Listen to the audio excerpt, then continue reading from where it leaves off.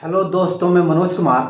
आज हम कक्षा 9 के विज्ञान में पढ़ेंगे संवेग संरक्षण का नियम। संवेग संरक्षण का नियम क्या होता है, ये हम आज यहाँ देखेंगे, समझेंगे, पढ़ेंगे। ठीक है ना? तो ये आपका है संवेग संरक्षण का नियम। इसको अंग्रेजी में कहते हैं law of conservation of momentum. ठीक है ना? आज हम इसे बहुत ही सिंपल तरीके से फील करेंगे, महसूस करेंगे कि संवेग संरक्षण का वास्तव में नियम क्या है। ये हम आज यहाँ देखेंगे। तो ठीक है, अब आप कॉपी पेन लेकर के बैठ जाइए, क्योंकि यह बहुत ही इंटरेस्टिंग होने वाला है यह टॉपिक। ठीक है, आइए देखते हैं। हमने पढ़ा है न्यूटन के न्यूटन के गति के हमने पढ़ा है न्यूटन के गति के द्वितीय नियम से।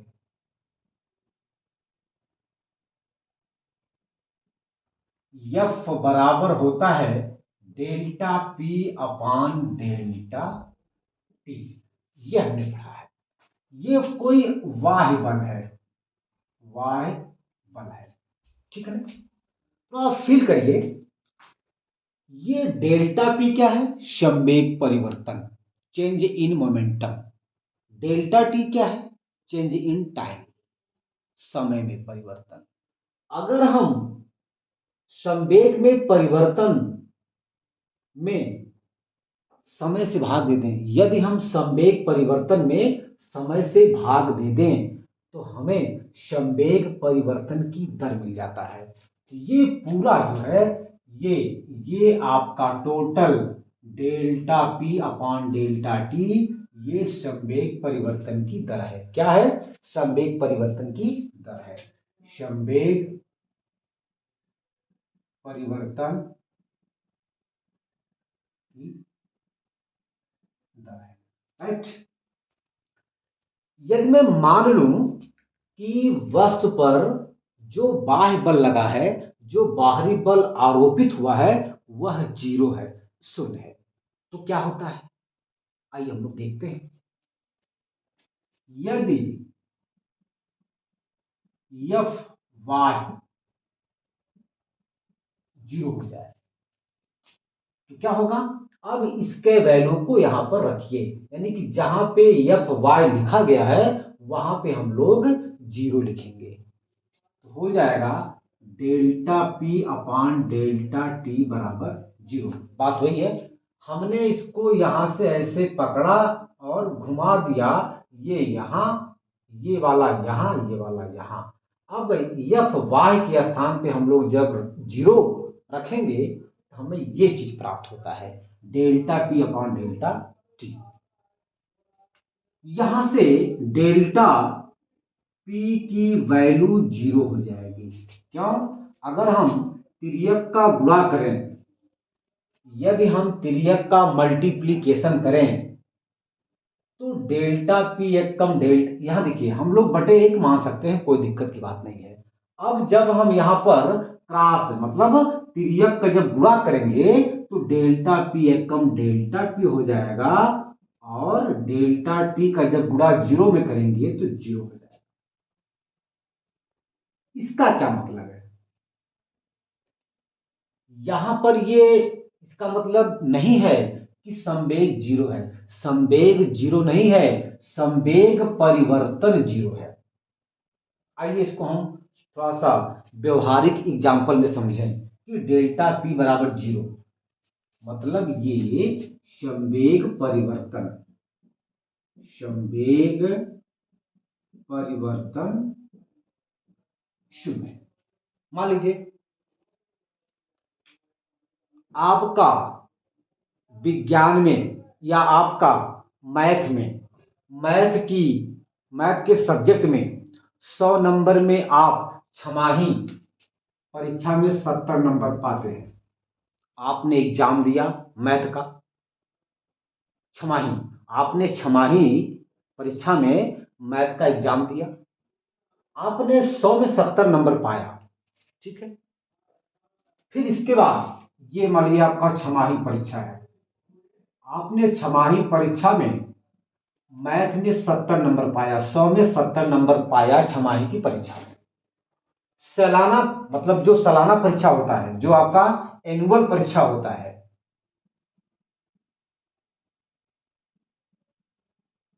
या वार्षिक परीक्षा जो आपका होता है वार्षिक, उसमें जो है आप मैथ में 70 नंबर ही प्राप्त करते हैं। मतलब दोनों परीक्षा में आप जो है 70-70 नंबर प्राप्त करते हैं। मैंने आपसे पूछा कि क्या आपके नंबर में कोई परिवर्तन आया? आप कहेंगे कि मेरे नंबर में, मेरे मैथ के नंबर में कोई परिवर्तन नहीं आया, मतलब परिवर्तन 0 आया, मतलब नंबर नहीं बढ़ा। जितना नंबर हम छमाही परीक्षा में पाए थे उतने नंबर हम वार्षिक परीक्षा में पाए हैं, यानी कि नंबर में परिवर्तन 0 हुआ। अगर यहीं पर हम लोग 75 नंबर पा जाते वार्षिक परीक्षा में, तब हम कहते कि जब मैं आपसे पूछता कि क्या आपके नंबर में कोई परिवर्तन हुआ, आप कहेंगे हाँ हुआ, 75 माइनस 70 बराबर 5 नंबर का, 5 नंबर का परिवर्तन हुआ। अर्थात हमने वार्षिक परीक्षा में छमाही परीक्षा की अपेक्षा 5 नंबर ज्यादा पाया।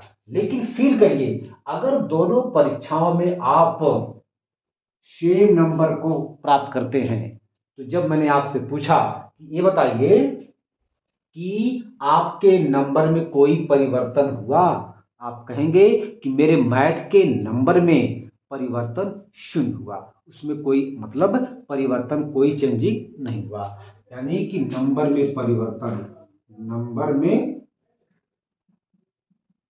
परिवर्तन क्या हुआ? 70 माइनस 70 बराबर 0 हुआ।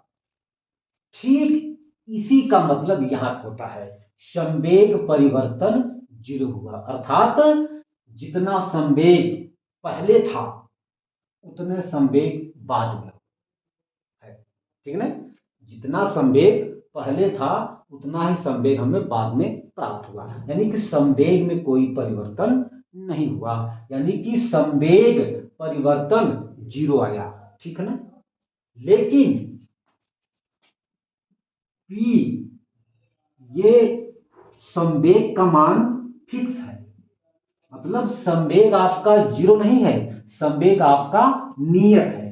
नियत का मतलब ये हुआ कि संवेग में माने आपको संवेग प्राप्त हुआ, जैसे यहां पर ये आपने छमाही परीक्षा में 0 नंबर नहीं पाया, आप छमाही की परीक्षा में 70 नंबर पाए, वही 70 क्या है? वही 70 यहां पर P को शो करता है, अर्थात संवेग 0 नहीं है, संवेग नियत है, लेकिन संवेग में परिवर्तन 0 है। नंबर हमारा 0 नहीं है, लेकिन दोनों परीक्षाओं में नंबर में परिवर्तन 0 है। ठीक, ये इससे मैच करेगा, ये इससे मैच करेगा, यही है इसका मतलब। यही है कि किसी वस्तु का पहले का जो संवेग है, ठीक वही उसी वस्तु का बाद का संवेग है, यानी कि पहले और बाद का जो संवेग है वो दोनों आपस में बराबर है, इक्वल है, इसका यही मतलब है। ठीक है, आप इसको बढ़िया से नोट करिए, फिर हम आगे चलते हैं।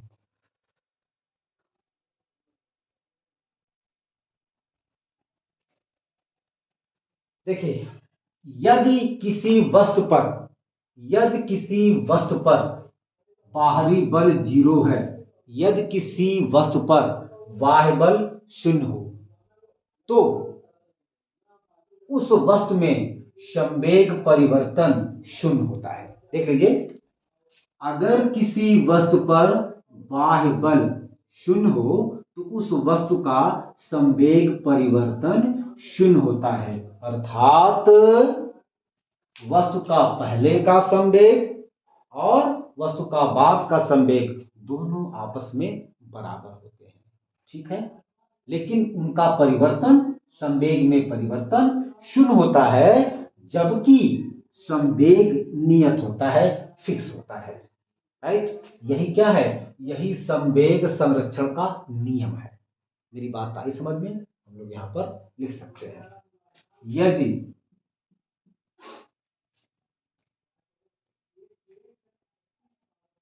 यदि किसी वस्तु पर कोई बाह्य बल न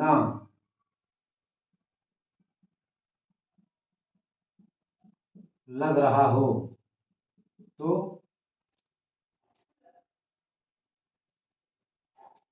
तो उसके अंदर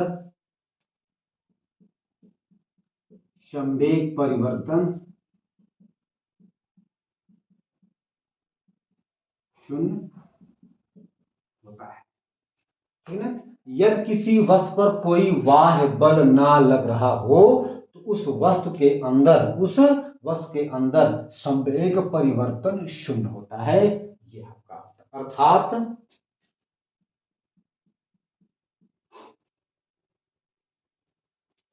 जितना संवेग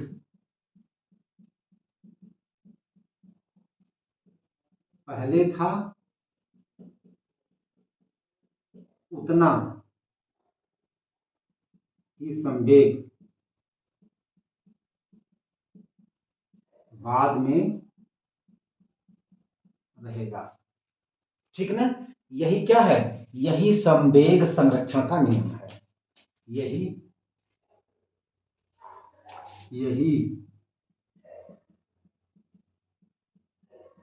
संवेग संरक्षण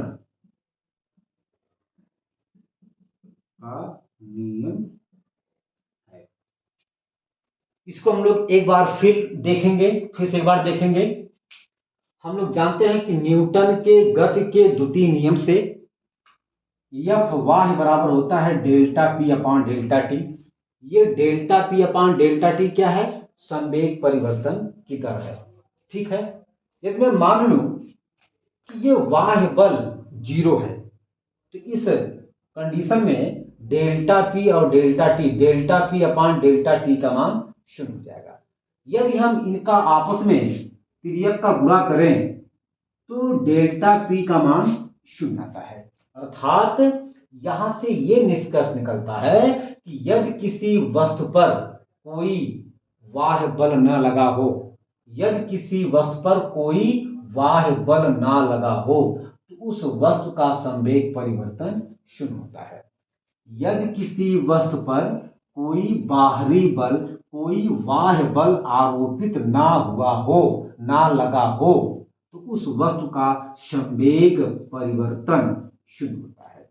हमने आपसे बताया संवेग 0 नहीं होता है, संवेग तो फिक्स होता है, लेकिन संवेग में परिवर्तन 0 होता है। अर्थात जितना संवेग पहले था उतना संवेग बाद में भी रहेगा। इसी को कहा जाता है संवेग संरक्षण का नियम।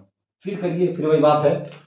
मान लीजिए कि कोई एक लड़का है, वह मैथ में 100 नंबर में 70 नंबर पाता है छमाही की परीक्षा में, और जब वो वार्षिक परीक्षा देता है तब पर भी 70 नंबर ही प्राप्त करता है 100 नंबर में मैथ में। तो हमने उससे पूछा ये बताओ तुम्हारे मैथ के नंबर में कोई परिवर्तन हुआ? वो कहा नहीं सर जी, जितना नंबर हम छमाही की परीक्षा में पाए थे उतना नंबर हम वार्षिक परीक्षा में पाए हैं। अर्थात जब हम दोनों का अंतर निकालेंगे तो 0 आएगा। अर्थात नंबर में परिवर्तन 0। उसी प्रकार आप देख सकते हैं, ठीक ना, जितना नंबर उसका पहले था उतना ही नंबर उसका बाद में हुआ। यानी कि संवेग मतलब नंबर में परिवर्तन 0, ठीक उसी प्रकार संवेग में परिवर्तन 0। जितना संवेग पहले था, जितना नंबर पहले था, ठीक उतना संवेग बाद में होगा, उतना नंबर बाद में होगा। ठीक, फील हुआ बेटा? फील हुआ? यहां से फील हुआ? ठीक ना। इसका मतलब यहां पे है, मतलब संवेग में परिवर्तन 0 है, लेकिन आपका नंबर 0 नहीं है। नंबर आपका 0 नहीं है, क्या है? 70 है। ठीक वही बात, आपका संवेग शून्य नहीं है, नियत है, फिक्स है, चाहे वो 70 हो, चाहे वो 50 हो, चाहे 60 हो, फिक्स है, मतलब फिक्स है। लेकिन आपका संवेग शून्य नहीं है। जैसे यहाँ पे नंबर आपका शून्य नहीं है, नंबर आपका 0 नहीं है, उसी प्रकार आपका संवेग भी शून्य नहीं है। अर्थात जैसे यहाँ पर नंबर फिक्स है, क्या है, 70 है, उसी प्रकार यहाँ भी संवेग क्या है, फिक्स है। राइट, फिर हुआ बेटा, फिर हुआ। यही आपका क्या है, संवेग संरक्षण का नियम है। अब संवेग संरक्षण के नियम को सिद्ध करने के लिए न्यूटन के गति के तृतीय नियम को जानना ही बहुत ही अति आवश्यक है। लेकिन न्यूटन के गति के तृतीय नियम को हम लोग अगले वीडियो में पढ़ेंगे, देखेंगे, समझेंगे। ठीक है, तो आज हम अपने वीडियो को यहीं पर अंत करते हैं, ठीक ना। और हम अगले वीडियो में जो है हम पढ़ेंगे न्यूटन के गति के तृतीय नियम। ये क्या है, हम अगले वीडियो में देखेंगे, पढ़ेंगे। ठीक ना, तब तक के लिए आप पढ़ते रहिए और मस्त रहिए।